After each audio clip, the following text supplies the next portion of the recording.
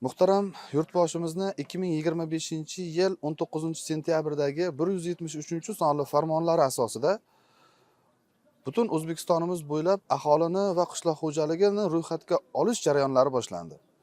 2026-yil 15-yanvardan 28-fevralgacha o'tkaziladigan ushbu siyosiy jarayon butun mamlakatimizda yashovchi aholining genetik tarkibini aniqlash, qishloq xo'jaligi fondini aniqlash, aholimizning farovon yashashini ta'minlash maqsadida ularning umumiy tarkibini, jinsini, ijtimoiy ahvolini aniqlash maqsad qilingan.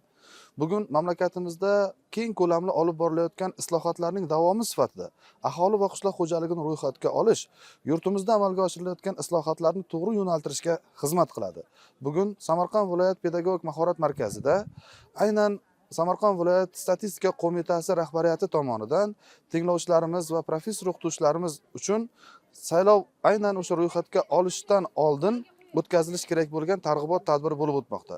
Ushbu targ'ibot tadbirida 300 dan ortiq tinglovchilarimiz qatnashdi.